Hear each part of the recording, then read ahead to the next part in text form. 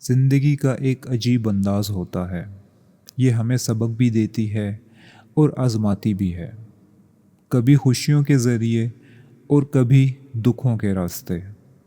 دل کا ٹوٹ جانا ان مشکل ترین لمحات میں سے ایک ہے جن کا سامنا انسان اپنی زندگی میں کرتا ہے۔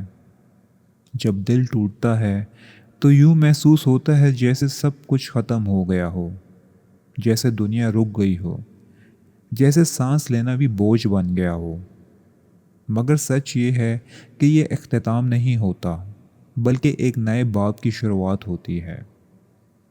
کیا آپ نے کبھی محسوس کیا ہے کہ دل ٹوٹنے کے بعد سب کچھ اندھیرا لگنے لگتا ہے؟ کیا کبھی ایسا لگا کہ آپ اس درد سے کبھی باہر نہیں نکل سکیں گے؟ اگر ہاں، تو آج کی یہ ویڈیو آپ کے لیے ہے، کیونکہ شفا کا آغاز ایک فیصلے سے ہی ہوتا ہے۔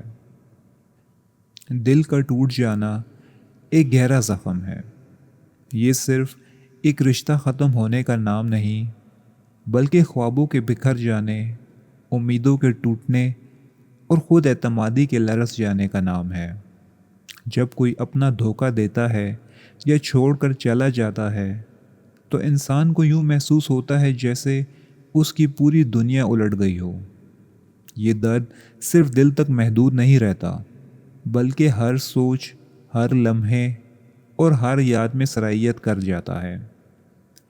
لیکن ایک حقیقت یاد رکھیں، دل کا ٹوٹ جانا آپ کی کہانی کا اختتام نہیں، یہ صرف ایک باب ہے۔ آپ کی پوری زندگی اس ایک تجربے سے متعین نہیں ہوتی۔ اصل طاقت اس بات میں ہے کہ آپ اس درد کو اپنے اوپر حاوی ہونے دیتے ہیں یا اسے اپنی ترقی کا ذریعہ بناتے ہیں۔ شفا کا آغاز معافی سے ہوتا ہے۔ معاف کرنا آسان نہیں ہوتا، خاص طور پر اس شخص کو جس نے آپ کو گہرائی تک زخمی کیا ہو۔ غصہ، دکھ، مایوسی اور دھوکا، یہ سب احساسات انسان کو اندر سے کھوکھلا کر دیتے ہیں۔ بعض اوقات ہمیں لگتا ہے کہ اگر ہم غصہ چھوڑ دیں گے تو شاید ہم کمزور ہو جائیں گے، یا دوسرے کو معاف کر دینا اس کے عمل کو درست مان لینے کے برابر ہے۔ مگر حقیقت یہ ہے کہ کینہ اور نفرت کو پکڑ کر رکھنا ایسے ہی ہے جیسے آپ زہر پی کر امید کریں کہ دوسرا شخص متاثر ہوگا۔ معافی کا مطلب یہ نہیں کہ آپ غلطی کو جائز قرار دے رہے ہیں یا آپ کو دوبارہ وہی رشتہ قائم کرنا ہے۔ معافی دراصل خود کو آزاد کرنا ہے۔ یہ ایک تحفہ ہے جو آپ خود کو دیتے ہیں، اپنے دل کو بوجھ سے آزاد کرنے کے لیے۔ سوچیں کہ آپ ایک بھاری بیگ اٹھائے ہوئے ہیں جس میں غصہ، پچھتاوا اور اداسی بھری ہوئی ہے۔ یہ بیگ آپ کو ہر قدم پر سست اور کمزور بنا رہا ہے۔ معافی اس بیگ کو اتار پھینکنے کا نام ہے۔ درد فوراً ختم نہیں ہوگا، لیکن آپ کے اندر شفا کی جگہ بننا شروع ہو جائے گی۔ معافی کا ایک اہم پہلو اپنا نقطہ نظر بدلنا ہے۔ اگر آپ ہر وقت اس بات پر غور کرتے رہیں گے کہ آپ کے ساتھ کیا غلط ہوا، تو آپ آگے نہیں بڑھ پائیں گے۔ اس کے بجائے یہ سوچیں کہ اس تجربے نے آپ کو کیا سکھایا۔ درد اکثر ہمیں وہ سبق سکھاتا ہے جو خوشی کبھی نہیں سکھا سکتی۔ دل ٹوٹنے سے ہمیں اپنی حدود کا علم ہوتا ہے۔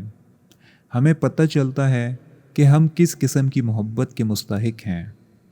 ہمیں یہ سمجھ آتی ہے کہ آئندہ ہم کن لوگوں کو اپنی زندگی میں جگہ دینا چاہتے ہیں اور کن سے فاصلہ رکھنا ہے۔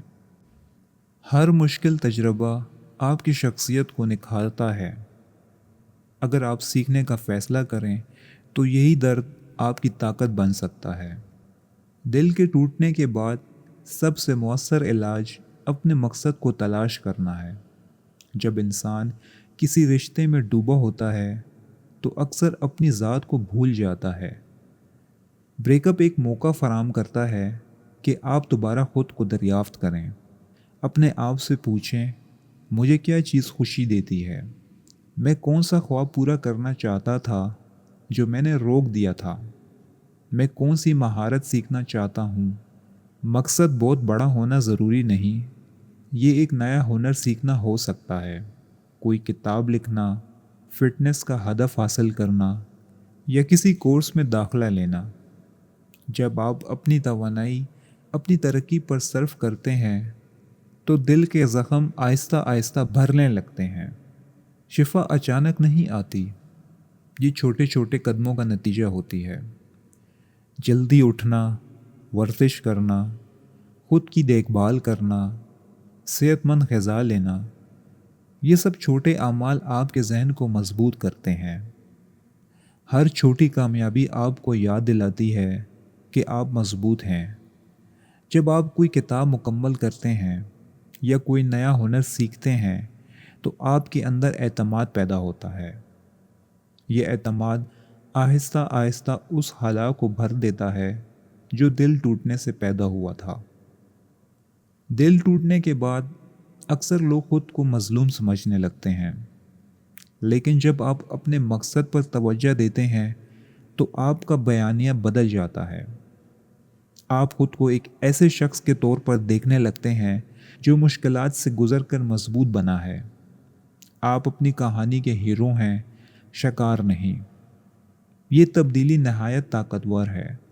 یہ آپ کو یاد دلاتی ہے کہ آپ کی خوشی کسی اور پر منحصر نہیں، آپ اپنی خوشی خود تخلیق کر سکتے ہیں۔ جب آپ خود پر کام کرتے ہیں تو آپ کی رشتوں کے بارے میں سوچ بدل جاتی ہے۔ آپ زیادہ شعوری طور پر لوگوں کو اپنی زندگی میں جگہ دیتے ہیں۔ آپ حدود قائم کرنا سیکھتے ہیں۔